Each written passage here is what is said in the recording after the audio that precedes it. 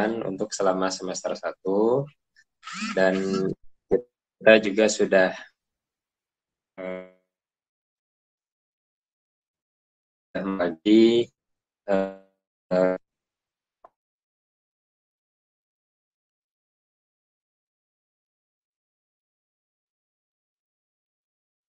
yang sudah ditugaskan, tetapi juga dengan catatan bahwa seluruh mahasiswa yang lain tetap juga harus membaca materi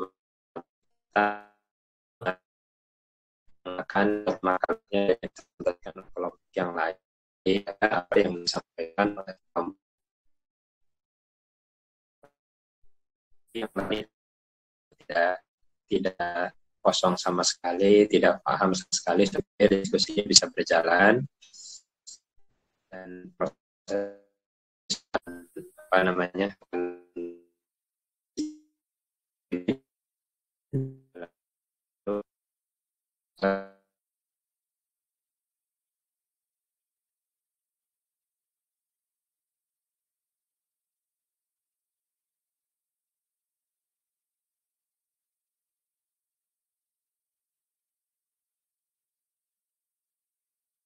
saya sangat berharap semuanya bisa mempelajari terlebih dahulu tentang materi-materi itu, dan saya rasa untuk mencari materi sekarang tidak susah ya. Jadi kalau materi yang pertama itu tentang apa namanya sejarah Pancasila dalam konteks kajian sejarah bangsa, itu tinggal dibaca. Nanti ada beberapa poin-poin di situ yang bisa didiskusikan kepada para pemakalah. Sementara untuk penilaian dari makalah atau presentasi, yang pertama adalah makalahnya. Ya, makalahnya saya sudah sampaikan minimal 7 halaman dengan 2 halaman untuk cover dan daftar pustaka, itu wajib ada, sehingga bab 1, bab 2, dan bab 3 yang merupakan isi itu ada 5 halaman menggunakan kertas A4 Times New Roman fontnya 12, spasinya 1,5. Lalu materinya juga runut, ada referensinya dalam bentuk footnote dan daftar pustaka. Dan untuk kelas KPI, Senin yang lalu saya mengajar mata kuliah ini juga, mereka sudah bagus bikin pembuatan makalahnya. Nah, untuk kelas HES yang hari ini saya lihat yang kelompok 1 ini tidak ada semua ya. Yang kelompok 1 nih. Atau ada kelompok 1 yang sudah menyiapkan?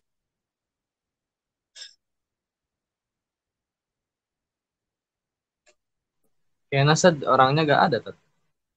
Ada orangnya ya. Ya, sebagaimana yang kemarin saya sudah sampaikan bahwa karena ini kan tugas-tugas kelompok, sehingga diupayakan jangan sampai kalau ada berdua atau bertiga lalu semuanya tidak ada, lalu tidak ada makalah yang dibawa, yang dikirim, lalu tidak ada yang mempresentasikan. Itu jangan sampai terjadi. Saya sudah pesankan kemarin, sehingga kelompok 1 ini karena semuanya tidak ada yang menyampaikan makalah dan presentasi, ya anggota kelompok ini saya anggap untuk tugasnya saya tidak boleh nilai tugasnya yang 20% itu, karena ketika misalkan ada ada keperluan dan sebagainya, diupayakan jangan semuanya. Kalau tidak salah kan satu kelompok berdua tuh, ya paling nggak ada salah satu orang itu bisa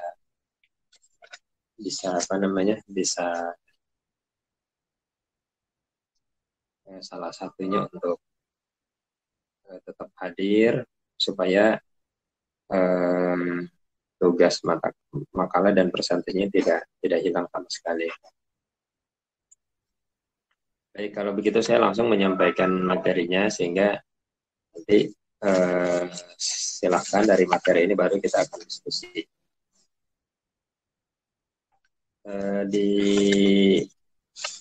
Pada bagian pertama, Pancasila dalam konteks sejarah bangsa, itu yang dibahas adalah Pancasila, definisi Pancasila dan keadaan Pancasila di era prakemerdekaan dan era kemerdekaan. Itu tiga bagian. Dan sebelum saya masuk ke materi yang akan saya jelaskan, mungkin ada satu atau dua orang yang bisa menyampaikan sesuai dengan pemahamannya yang dipahami sementara dari hasil bacaan atau apa yang pernah dipelajari.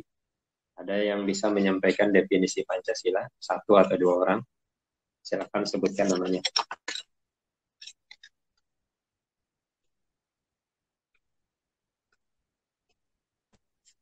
Definisi Pancasila.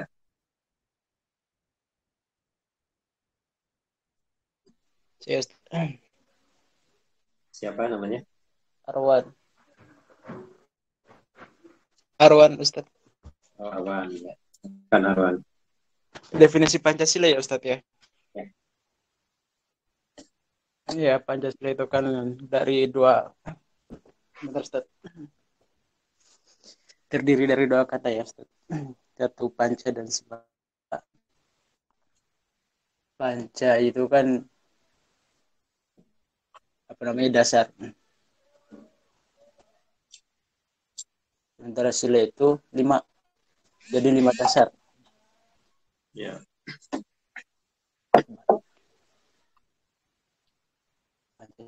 Panca itu 5, sila itu dasar. Balik ya.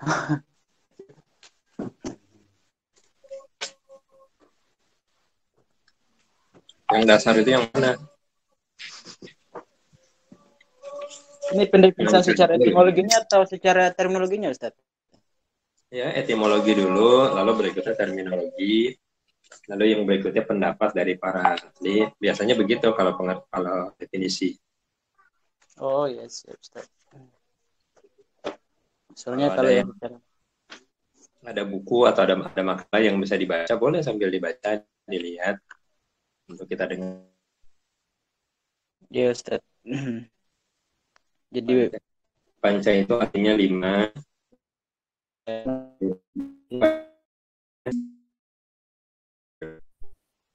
Dan lain si terminologi atau dari pendapat para ahli.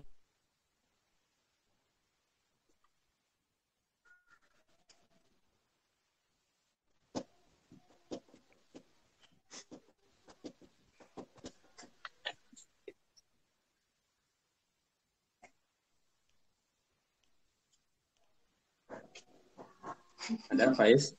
Siapa namanya? Arwan. Ya, Ustaz. Oh, lanjut ya. Ya, apa lagi? Ini kalau secara terminologi ya belum saya temukan ya, Ustaz ya. Dalam artian paling cuma hanya kalau dipanjangkan secara terminologinya ya. Pancasila sebagai asas negara atau falsafah negara gitu, Ustaz. Ya, nggak apa-apa. Ya, kayak gitu. Jadi sampaikan. Jadi kalau ketika diskusi seperti ini sesuatu secara formal gitu. Jadi yes, boleh menyampaikan bahasa lisan. Karena itu kita jadikan sebagai bahan bahasan. Ini kalau misalkan memahami Pancasila sebagai dasar atau falsafah negara, nggak apa-apa gitu, sampaikan saja. Yes. Ada lagi nggak, Arwan? Ya.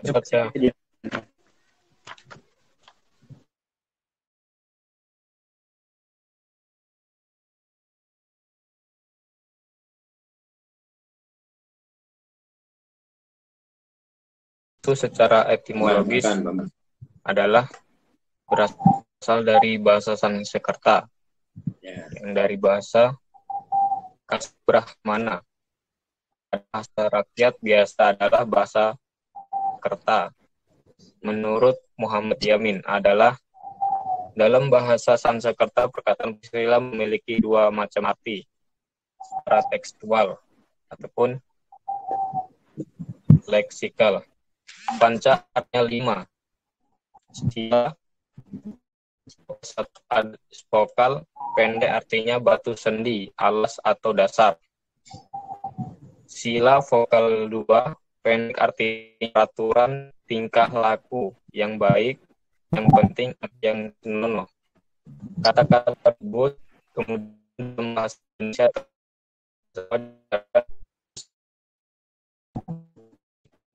dengan moralitas. Secara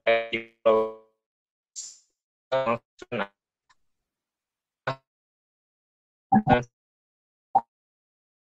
memiliki makna leksikal berbatu sendi 5 atau secara harfiah dasar yang memiliki 5 unsur.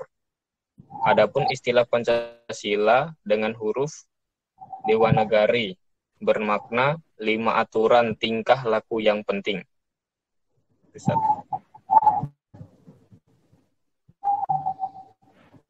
Ya, itu. Ya, Ustaz. Oke, makasih ya dua orang yang sudah menyampaikan pandangannya tentang tentang Pancasila secara pengertian, baik secara tadi sepertinya baru secara etimologinya ya, dari secara bahasa. Ya, nanti kita lihat untuk pengertian yang lain dari sisi terminologi dan sebagainya. Baik, secara etimologi tadi sudah disampaikan bahwa Pancasila itu terdiri dari 2 kata, yang kata tersebut adalah kata panca dan kata sila. Ini artinya 5, ya, panca artinya 5, sila dalam bahasa Sanskerta sudah disampaikan, dalam bahasa Sanskerta itu artinya batu sendi, alas atau dasar, sehingga dapat dikatakan Pancasila itu sebagai 5 dasar. Yang sila ini juga ada pengertian yang lain, yaitu peraturan tingkah laku yang baik, yang penting, atau yang senonoh gitu. Kalau senonoh itu baik atau tidak? Senonoh itu baik ya, yang tidak baik itu yang tidak senonoh. Sehingga sering juga kita sebut sebagai susila. Susila itu artinya baik, tapi kalau asusila itu tidak baik. Dan kata Pancasila ini tidak bisa dipungkiri bahwa ini bersumber dari kepustakaan Buddha yang terdapat di dalam kitab Tripitaka. Ajaran Buddha dalam hal Pancasila ini merupakan 5 aturan larangan atau 5 prinsip moral yang harus ditaati dan dilaksanakan oleh penganut biasa atau awam, yang berisi 5 larangan atau pantangan. Lalu kata Pancasila ini juga diambil ya. Jadi di kitab Tripitaka itu ada ajaran tentang itu, tapi secara substansi tentang Pancasila itu lebih diambil dari dan ditemukan di dalam keropak negara Kertagama yang berupa kata-kata syair ya, kata-kata syair yang dibuat oleh Empu Prapanca pada tahun 1365. Jadi inilah yang menjadi yang menjadi dasar Pancasila. Kalau itu secara etimologi. Secara terminologi, Pancasila itu adalah 5 dasar ya, 5 dasar yang terdapat di dalam pembukaan Undang-Undang Dasar 1945 alinea keempat, di mana disebutkan di sana bahwa negara Indonesia berdasarkan kepada ketuhanan yang Maha Esa, kemanusiaan yang adil dan beradab, kesatuan Indonesia, lalu kerakyatan yang dipimpin oleh hikmat, kebijaksanaan dalam permasalahan perwakilan, keadilan sosial bagi seluruh rakyat Indonesia. Nah, ini secara terminologi gitu ya. Jadi Pancasila itu adalah dasar negara yang terdapat di dalam pembukaan Undang-Undang Dasar 1945 alinea keempat. Sementara kalau dari sisi historis, ya, dari sisi historis pengertian Pancasila adalah atas sila yang dirumuskan, ya, sila-sila yang dirumuskan oleh Insinyur Soekarno pada tanggal 1 Juni 1945, lalu Piagam Jakarta yang dirumuskan oleh Panitia 9 pada tanggal 22 Juni 1945, lalu disahkan pada tanggal 18 Agustus 1945. Jadi yang dimaksud Pancasila secara historis itu gitu. Jadi walaupun misalkan ada kaitan ya, atau ada kata-kata tersebut di dalam kitab Tripitaka atau juga Negara Kertagama yang ditulis oleh Empu Prapanca, secara terminologi bukan itu yang dimaksud dengan Pancasila. Secara terminologi, secara histori juga bukan gitu. Jadi tidak ada kaitannya antara Pancasila yang sekarang dengan Pancasila yang ada di Tripitaka, dan juga tidak ada kaitannya antara Pancasila dengan yang dibuat oleh Empu Prapanca di dalam Kropak atau kitab Negara Kertagama. Kalau secara terminologi dan secara historis. Tetapi kalau secara etimologis, sekali lagi, bahwa kata-kata Pancasila itu ada di dalam kitab Tripitaka dan ada di dalam kitab Negara Kertagama yang disusun oleh Empu Prapanca. Baik, sampai sini bisa dipahami? Alhamdulillah. Bisa ya, bisa dipahami ya. Jadi ada 3 pengertian Pancasila yang bisa diambil. Tadi pertama dari sisi etimologis, sekali lagi tidak bisa dipungkiri bahwa pengaruh ada di Indonesia itu masih sangat kental dengan istilah-istilahnya, sehingga kata Pancasila itu ada di kitab Tripitaka dan Negara Kertagama. Tapi kalau secara terminologi dan historis itu tidak ada kaitannya. Kalau secara terminologi yang dimaksud Pancasila adalah dasar negara yang terdapat di dalam pembukaan Undang-Undang Dasar 1945.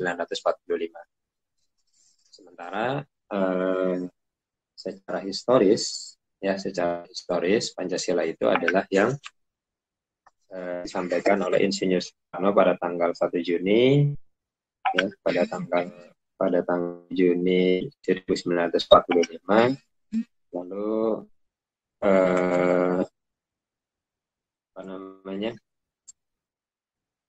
pada tanggal 22 Juni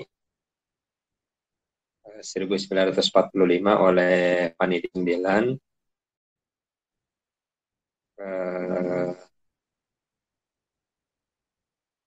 18 Juni oleh PPKI yang menetapkan 18 Agustus. 18 Agustus Undang-Undang Dasar 1945 yang di sana ada bahan tepatnya ya tepat. Ya. Selanjutnya, bagaimana Pancasila di prakemerdekaan? Pancasila di prakemerdekaan, ya, berdasarkan dari ahli historis, dari para ahli menyampaikan bahwa Pancasila bisa ditarik sampai pada Masjid Majapahit. Jadi kajian-kajian tentang Pancasila ini ditarik ke belakangnya itu dengan sejarah Indonesia yang cukup panjang. Titik awal itu adalah Kerajaan Majapahit, terutama pada Patih Gajah Mada, di mana Gajah Mada punya sumpah yang namanya Sumpah Palapa untuk mempersatukan Nusantara, yang itu bukan hanya dari Sabang sampai Merauke, tapi juga sampai ke wilayah sekarang namanya Malaysia, Thailand gitu, sampai Filipina dan seterusnya. Itu wilayah Nusantara berdasarkan dari masa kerajaan Majapahit. Nah, dengan adanya ikatan tersebut, ya, dengan adanya ikatan tersebut pada masa Majapahit tersebut, sehingga keterikatan Indonesia itu dari Sabang sampai Merauke terutama itu ada perasaan yang cukup besar gitu, walaupun kalau lihat sampai Merauke itu sangat multi etnis, multikultur, dan orang Jawa, orang Papua, orang Indonesia Timur, Indonesia Tengah, dan Indonesia Barat itu memiliki karakter yang berbeda-beda. Tapi dengan semangat dari Nusantara pada masa kerajaan Majapahit itu tertanam berpuluh-puluh tahun. Nah, lalu selanjutnya pada masa era kemerdekaan, pada abad ke-16 itu, bangsa kita di Nusantara itu sempat mendapatkan gangguan oleh orang luar dalam cukup lama. Oleh Belanda kurang lebih sekitar 3,5 abad, Jepang 3,5 tahun, sebelumnya juga ada Portugis. Nah, dengan kehadiran mereka yang datang awalnya untuk berniaga, untuk berdagang, mereka mencari rempah-rempah ke wilayah Nusantara yang begitu sangat kaya dengan rempah-rempah. Pada akhirnya mereka menjajah bangsa kita, dan hampir semua bagian di negara kita ini lalu terjajah, dari Aceh sampai Papua itu hampir secara keseluruhannya terjajah. Dan dengan adanya penjajahan ini membuat Nusantara ini juga terpecah gitu. Dan ini juga terlihat ketika beberapa daerah melakukan perlawanan terhadap Belanda, itu selalu melakukan perlawanannya itu pada uskup lokal saja gitu. Misalkan di Jawa ada Pangeran Diponegoro, maka perlawanan terhadap Belanda pada lingkup daerah Jawa saja, terutama Jawa Tengah. Lalu di Jawa bagian barat di daerah Banten itu juga ada perlawanan pada Sultan Agung ya, Sultan, dan juga ada Sultan Hasanuddin juga di sana. Di daerah Sumatera itu Aceh ya, sehingga ada tokoh-tokoh pahlawan-pahlawan dari Aceh itu seperti Tepu Umar, Tepu Cik Ditiro, Cuk Nyadin, itu kan juga pahlawan karena melakukan perlawanan terhadap Belanda. Lalu di Sumatera Barat ada Imam Bonjol, di daerah Sulawesi ada Sultan Hasanuddin, di Kalimantan ada Sultan Antasari, lalu di timur ada Ternate, ada Tidore. Nah itu perlawanannya Sultan Babulah di Ternate ya, Ternate dan Tidore. Itu perlawanannya kalau dilihat dari sisi sejarah itu perlawanan yang bersifat kedaerahan gitu, bersifat, dan hampir semuanya dapat diredam gitu sama Belanda. Dan salah satu catatan yang agak sulit untuk ditaklukkan Belanda itu kan Aceh. Itu yang terasa sangat menyulitkan, sehingga Belanda itu harus mengutus Snokhogronya untuk belajar dulu ke Mekah, belajar tentang Islam. Lalu setelah dia paham tentang Islam, dia datang ke Aceh sebagai seorang ulama yang datang dari Mekah. Ternyata isinya itu adalah untuk memecah belah rakyat Aceh, dan juga memberikan pemahaman tidak betul. Sekaligus juga Senokogronya ini sebenarnya meneliti juga tentang karakter orang-orang Aceh, sehingga karya-karyanya, tulisan-tulisan tentang Aceh itu juga cukup banyak. Dan dalam catatan tersebut juga disebutkan oleh Senokogronya bahwa di antara daerah yang ditaklukkan itu yang sangat-sangat sulit itu ya di Aceh itu. Nah, maka dengan penjajahan tersebut ini pada akhirnya ada kesadaran dari bangsa kita, terutama orang-orang atau anak-anak muda yang menjalani pendidikan tinggi, karena itu pada akhirnya yang disebut dengan politik balas budi, untuk beberapa kalangan itu diperbolehkan untuk mengambil pendidikan lebih tinggi. Ada yang kuliah di kuliah kedokteran sekarang UI, ada juga ada yang kuliah teknik di ITB, sehingga kebanyakan para tokoh kita itu kan kalau tidak insinyur dia adalah dokter. Lalu ada juga yang menempatkan diri untuk kuliah di Belanda. Nah, setelah mereka mendapatkan pengetahuan cukup bagus, ada sebuah kesadaran bahwa perlawanan terhadap Belanda itu tidak bisa lagi dengan bersifat lokal. Perlawanan itu harus nasional, harus bersatu untuk apa yang disebut dengan kebangkitan nasional, bersatu dari Sabang sampai Merauke. Nah, lalu yang kedua, perlawanan pun tidak cukup hanya sekedar dengan perlawanan secara fisik, dengan konfrontasi, dengan peperangan, tapi juga harus dilakukan perlawanan melalui jalur diplomasi. Nah, inilah yang dilakukan sejak 1908 dengan lahirnya Budi Utomo, lalu dikenal dengan kebangkitan nasional. Dan pada 1928 lalu ada Sumpah Pemuda. Ini juga kan semangat persatuan, sangat persatuan untuk menyatukan Nusantara, untuk lalu bisa melakukan perlawanan terhadap Belanda, tidak lagi bersifat ke daerah, tapi bisa bersatu. Ini memberikan sebuah angin segar buat Indonesia, walaupun pada dasarnya perginya Belanda di Indonesia itu salah satu faktor terbesarnya adalah kekalahan Belanda dari Jepang.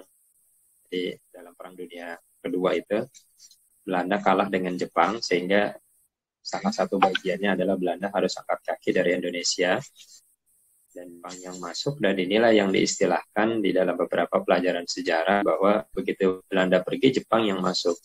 Lepas dari mulut harimau pindah ke mulut buaya.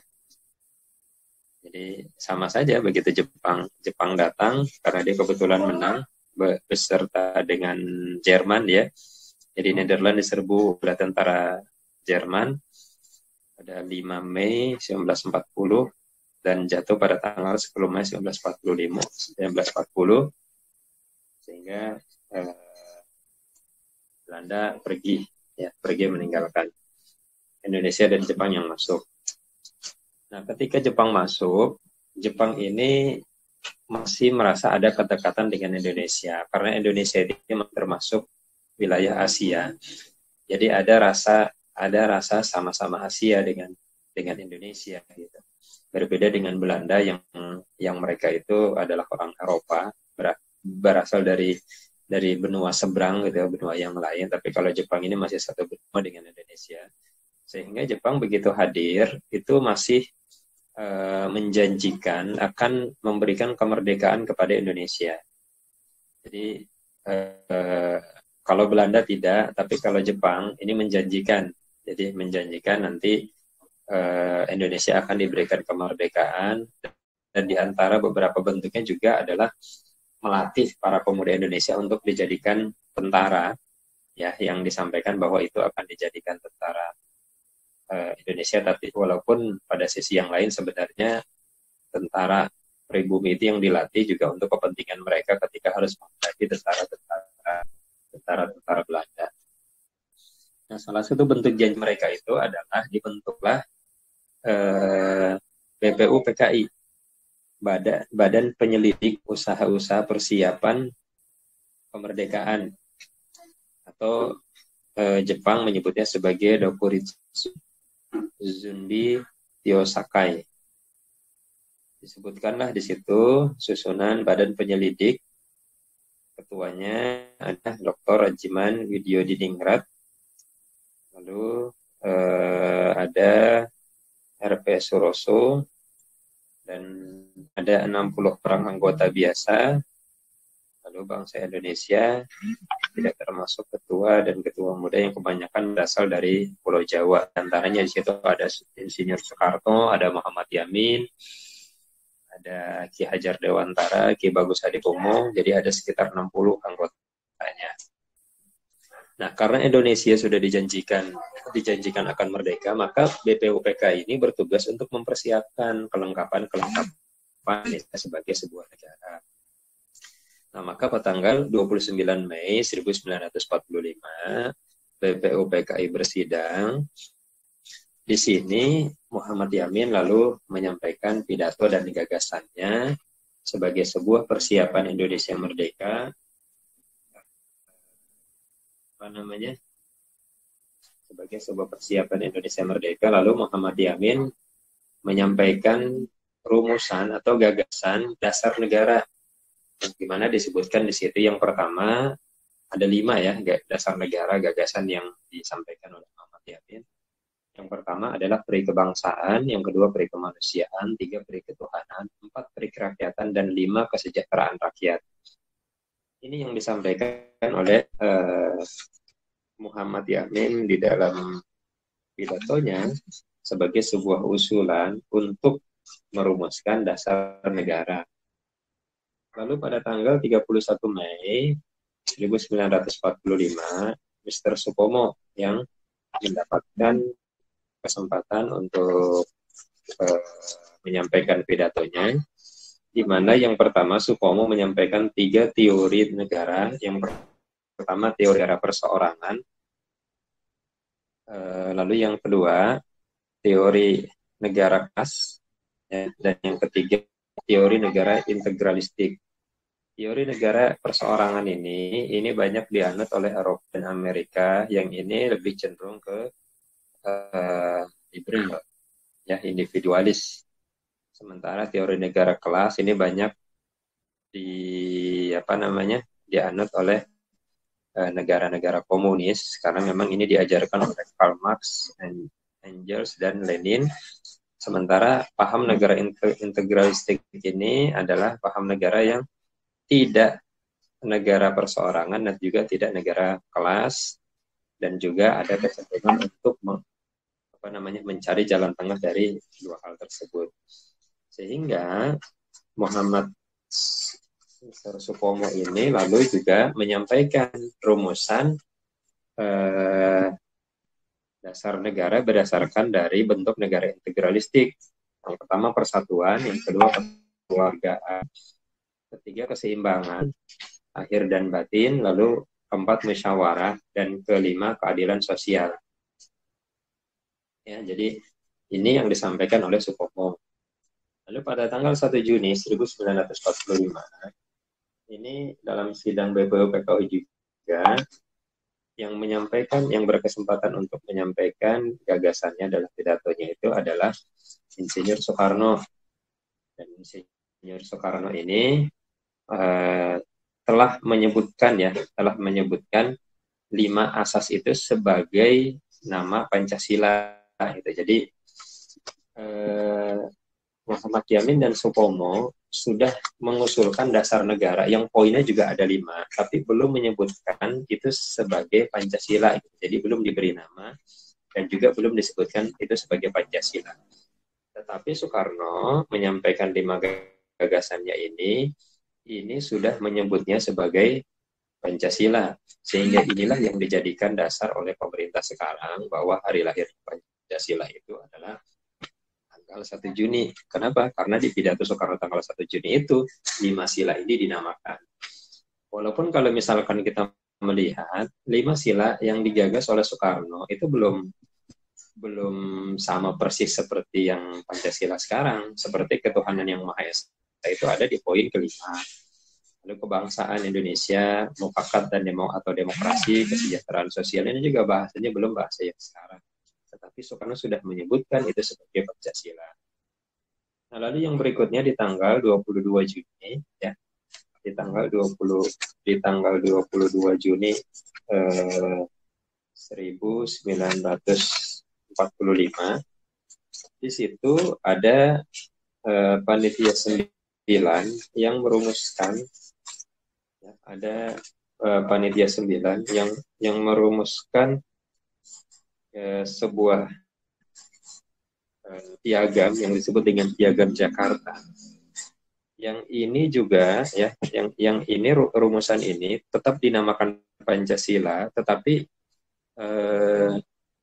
ada perubahan dari apa yang diusulkan oleh Soekarno. Jadi panitia 9 ini merumuskan sila-sila Pancasila, yang ini bukan pidato satu orang, karena Supomo, Yamin, dan Soekarno ini pidato perorangan yang menyampaikan gagasannya. Tapi kalau Piagam Jakarta ini adalah keputusan panitia 9, jadi keputusan yang disahkan oleh panitia 9 menjadi sebuah Jakarta Charter atau Piagam Jakarta pada tanggal 22 Juni 1945. Lahirlah rumusan yang bunyinya: satu, ketuhanan dengan kewajiban menjalankan syariat Islam bagi pemeluk-pemeluknya. Lalu yang kedua, kemanusiaan yang adil dan beradab. 3, persatuan Indonesia. 4, kerakyatan yang dipimpin oleh hikmat kebijaksanaan dalam permusyawaratan perwakilan. 5, dan sosial bagi seluruh rakyat Indonesia. Jadi inilah rumusan yang disepakati atau disahkan oleh panitia 9 pada tanggal 22 Juni 1945. Dan ini belum merdeka Indonesia, 22 Juni. Nah, setelah Indonesia diproklamasikan diproklamasikan kemerdekaan Indonesia pada tanggal 1945, pada 17 Agustus 1945, maka pada tanggal 18 Agustus 1945 itu diadakan sidang PPKI. Karena setelah itu ada perubahan yang tadinya BPUPKI menjadi PPKI, Panitia Persiapan Kemerdekaan Indonesia, lalu bersidang pada tanggal 18 Agustus sehari setelah Indonesia diproklamasikan. Lalu di sidang tersebut diputuskan 3 hal, ya. Yang pertama, mengesahkan Undang-Undang Dasar 1945 yang di dalamnya memuat pembukaan dan batang tubuh berupa pasal-pasal. Hanya saja ada perubahan di pembukaan Undang-Undang Dasar 1945 yang di situ berkaitan dengan sila-sila Pancasila, yang perubahannya adalah menghilangkan kata kewajiban menjalankan syariat Islam bagi pemeluknya, diganti dengan ketuhanan yang Maha Esa. Sama seperti panitia 9, ini adalah hasil keputusan forum, hasil keputusan rapat, sehingga bukan gagasan perorangan, bukan pidato dari seseorang, tapi adalah keputusan dari forum sidang PPKI yang mengganti sila ke-1 yang tadinya ketuhanan dan kewajiban menjalankan Islam bagi pemeluknya, diganti dengan ketuhanan yang Maha Esa. Di dalam forum tersebut, kenapa diambil langkah itu? Karena di dalam forum itu disebutkan bahwa ada keberatan dari Indonesia Timur dengan adanya kata-kata tentang kewajiban menjalankan syariat Islam yang mereka menganggap kalau kata-kata itu tetap dimasukkan, mereka akan memisahkan diri, tidak akan bergabung ke dalam negara Indonesia yang diproklamasikan sehari sebelumnya 17 Agustus, sehingga karena hal tersebut disepakati kata-kata itu diganti menjadi ketuhanan yang Maha Esa. Lalu yang kedua, memilih dan menetapkan presiden dan wakil presiden yang pertama, yaitu Soekarno dan Hatta. Dan yang ketiga, menetapkan berdirinya Komite Nasional Indonesia Pusat sebagai Badan Musyawarah Darurat yang sekarang dikenal sebagai DPR MPR. Jadi cikal bakalnya itu adalah KNIP KLIP atau Komite Nasional Indonesia Pusat. Nah, jadi itu apa namanya, gambaran tentang kondisi Pancasila sebelum dan pada saat, dan beberapa dinamika yang muncul itu adalah proses-proses yang terjadi, sehingga ketika misalkan kita ingin apa namanya, ingin tahu tentang bagaimana sebelum kemerdekaan dan pada masa kemerdekaan, begitulah kurang lebih gambaran. Baik, itu yang bisa saya sampaikan sebagai sebuah penjelasan. Mudah-mudahan bisa dipahami bersama. Kita sampai jam berapa jam? Kalau berdasarkan jadwal kan jam 12 ya, tapi karena zuhur agak lebih cepat ya tidak apa-apa. Baik, sampai sini ada yang mau didiskusikan atau ditanyakan, silakan.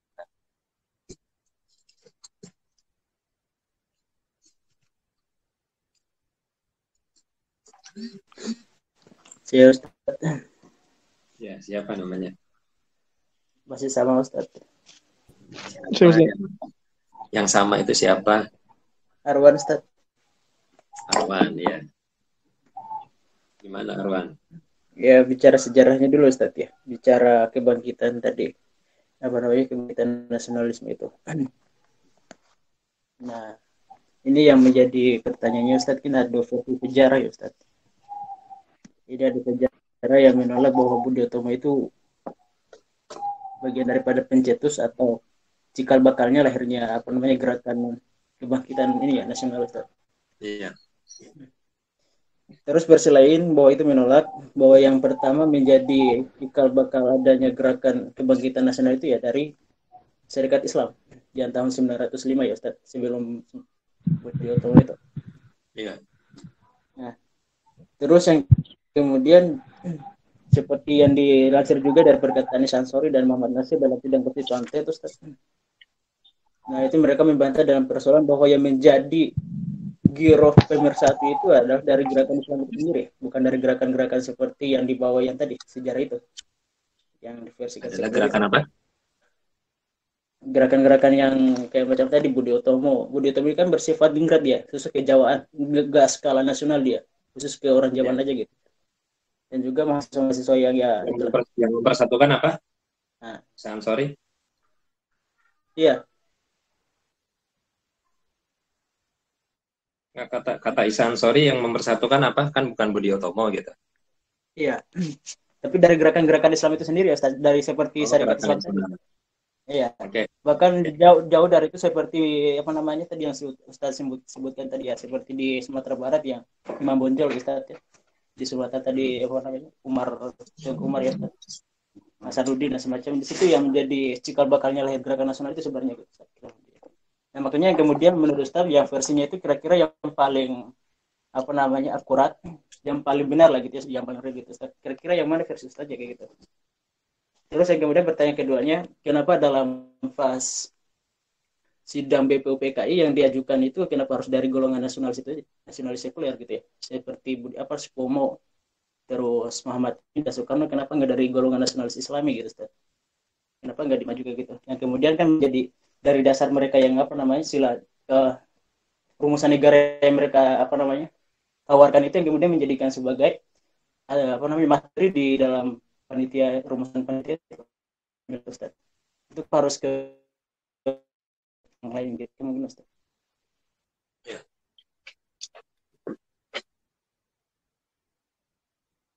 Ya, baik. Sudah, Arwan.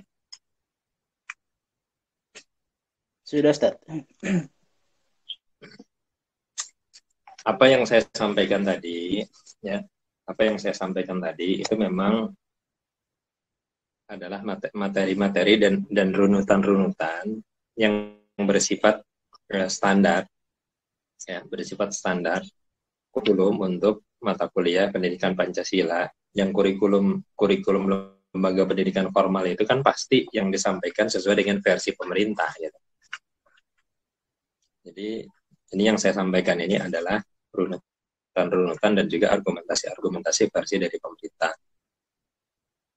Kalau saya melihat dari dari kondisi real yang ada, memang saya sih secara pribadi juga sependapat gitu, karena Budi Utomo itu ya, Budi Utomo itu berdiri itu sifatnya itu Jawa sentris gitu. Jadi kalau mau dibilang sebagai kebangkitan nasional gitu, kebangkitan nasional harusnya kan tidak Jawa sentris, tapi Budi Utomo itu kenyataannya adalah Jawa sentris. Sementara kalau Sarekat Islam itu ya, betul gitu, harusnya yang dijadikan titik tolak apa namanya, titik tolak kebangkitan nasional itu adanya di Islam itu yang wilayahnya sudah Nusantara kan, sudah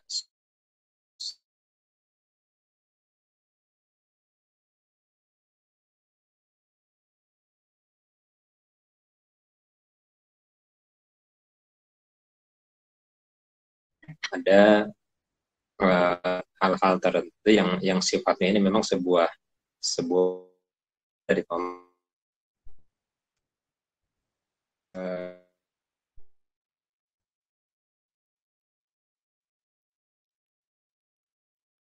menetapkan libur yang hari lahir Pancasila tanggal 1 Juni.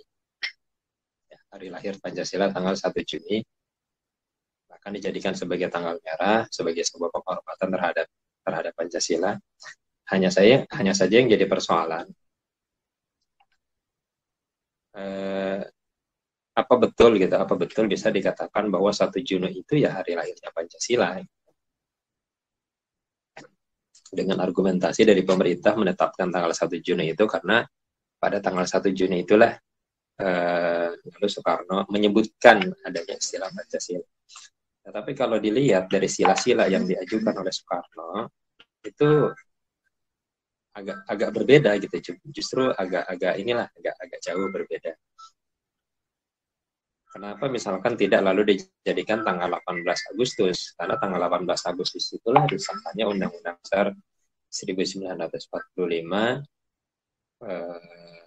yang di dalamnya di pembukaannya alinea keempat memuat tentang sila-sila di Pancasila. Atau kenapa tidak tanggal 29 Mei ketika pertama kali gagasan tentang dasar negara disampaikan oleh Supomo. Oh Yamin. 29 itu Yamin ya? Iya, 30 Supomo. Kenapa tidak tanggal 29? Itu salah satunya, sehingga saya perlu menyampaikan juga bahwa untuk perkuliahan ini, pendidikan Pancasila ini, kita juga perlu menyikapi secara berimbang, dalam artian ada argumentasi tertentu, ada bacaan-bacaan penyeimbang gitu, seperti Isa Ansori, Muhammad Nasir yang memberikan yang bersikap kritis, dan itu kan juga bisa menjadi sebuah pengayaan materi buat kita. Hanya saja kita tidak bisa memungkiri bahwa kalau kaitannya dengan negara, yaitu adanya di pemerintah gitu, sehingga ketika mereka menetapkan tanggal 1 Juni ya mereka yang punya kewenangan, ya sudah gitu. Tapi kalau misalkan kita yang jadi pemerintah, ya bisa saja gitu, lalu hari lahir Pancasila kita menyebutnya tanggal 18 Agustus atau tanggal 29 Mei. Nah, lalu yang berikutnya, kenapa lalu yang memberikan pidato-pidato itu adalah orang-orang yang sumbernya dari nasionalis? Kalau itu tidak pernah dijelaskan ya, tidak pernah dijelaskan secara rinci penyebabnya apa. Kita hanya disajikan bahwa pada tanggal 29 Mei lalu Yamin menyampaikan pidatonya, pada tanggal 31 Supomo menyampaikan pidatonya, Soekarno menyampaikan pidatonya. Ya walaupun sebenarnya sih pada akhirnya ketika masuk ke forum terutama forum Panitia 9 itu kan hasil keputusannya sangat mengakomodir kepentingan umat Islam di situ.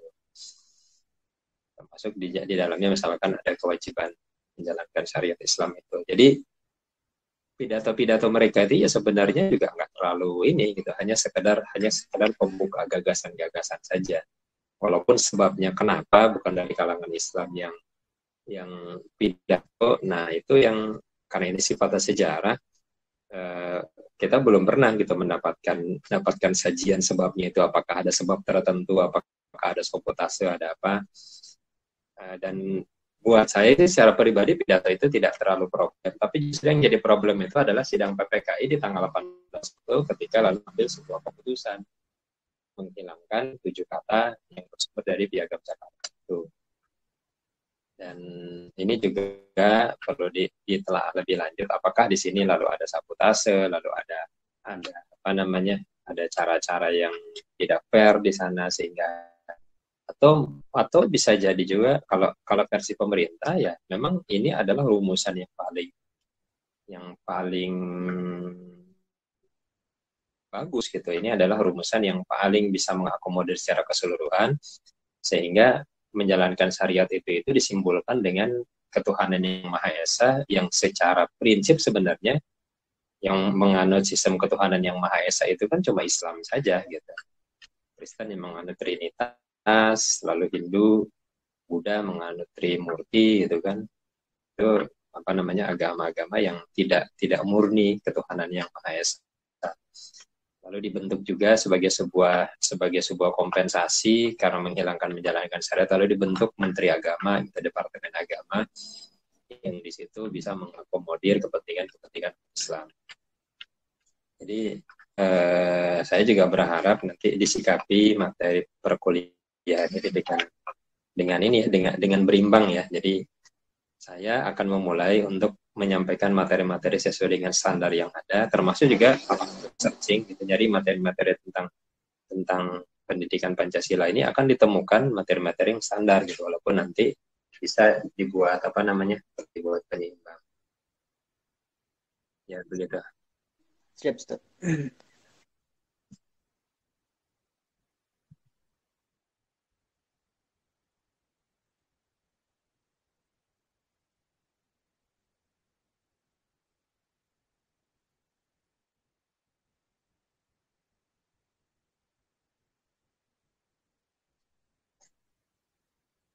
Baik, ada lagi?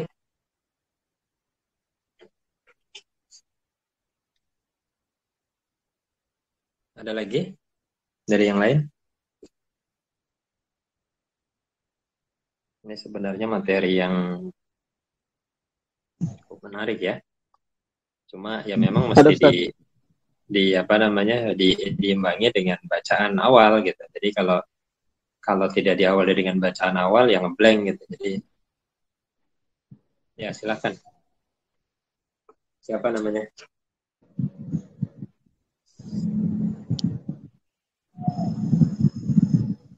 Muhammad Hadrat. Siapa?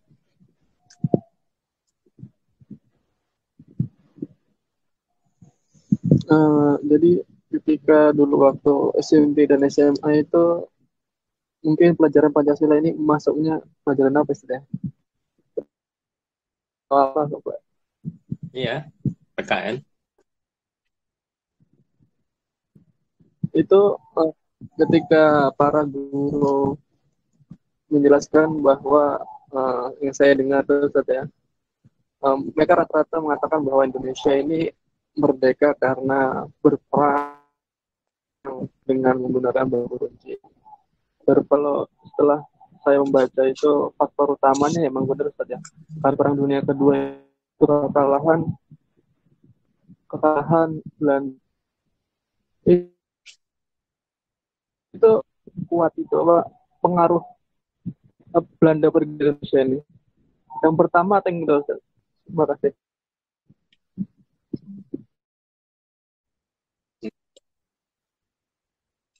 Kalau saya bukan hanya masalah faktor kemerdekaan, tapi ada banyak hal di dalam kehidupan itu tidak satu faktor gitu. Jadi hampir ada beberapa hal yang penyebabnya itu banyak faktor. Sehingga ya saya juga secara pribadi bisa menyampaikan bahwa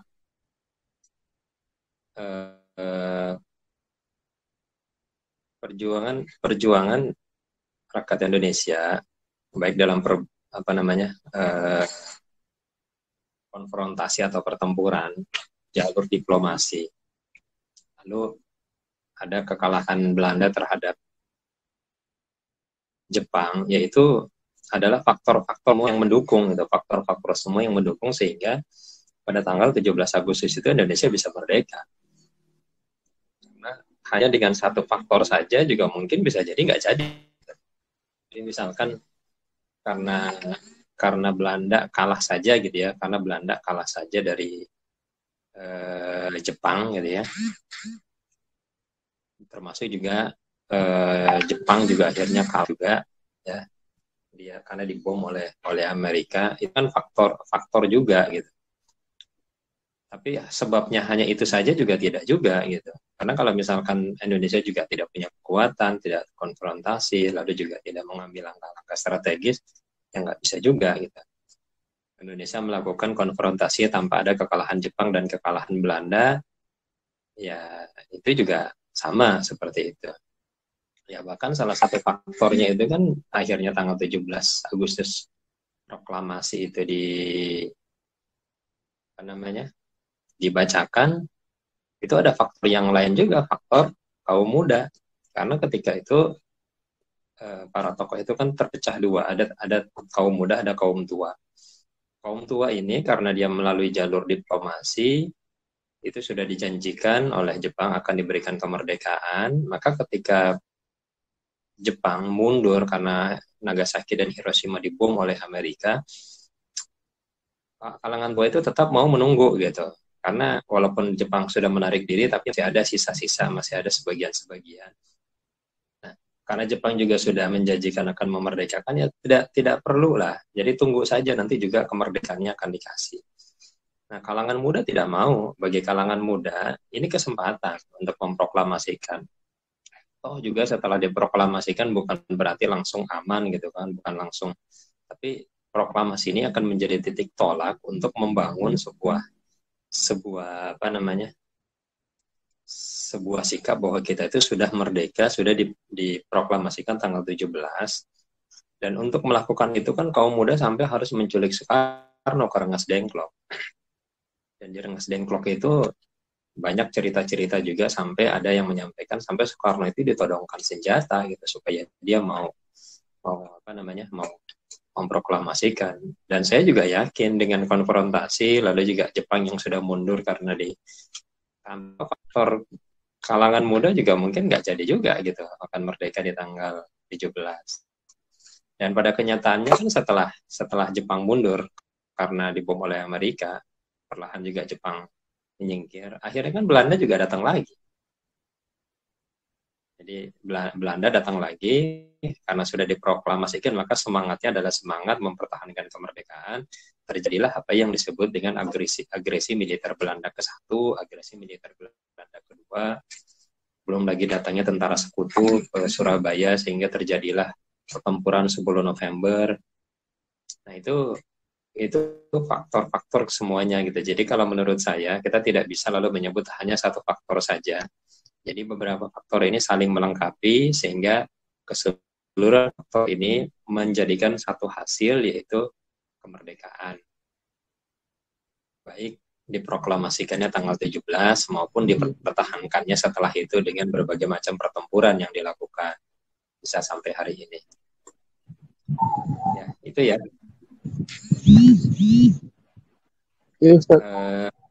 Ini materi ini nanti akan saya berikan yang tertulisnya ya. Ini kan baru secara lisan saya sampaikan. Nanti saya kirimkan file tertulisnya supaya nanti ada bahan bacaan. Ini sudah 11.41 dan sepertinya sudah masuk waktu zuhur. Jadi yang kelompok 1 ini saya anggap tugasnya tidak ada ya. Jadi pekan depan itu masuk ke kelompok 2. Ada nggak orangnya sekarang? Yang kelompok 2. Ada, Ustaz. Yang kelompok 2.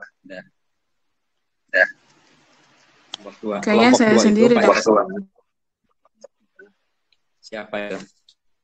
Zulfa. Ada Ismi. Oh, ada di sini. Ya.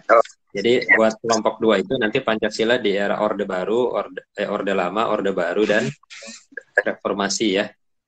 Jadi tolong dibuatkan makalahnya. Nanti makalahnya akan saya nilai. Dan juga ada satu orang yang presentasi untuk menyampaikan. Kalau sudah presentasi nanti saya juga akan berikan materi. Baik, untuk hari ini kita cukupkan ya. Sudah azan zuhur. Terima kasih atas perhatiannya. Qul qouli hadza wa astaghfirullah li wa lakum wa lakum minkum. Assalamualaikum warahmatullahi wabarakatuh.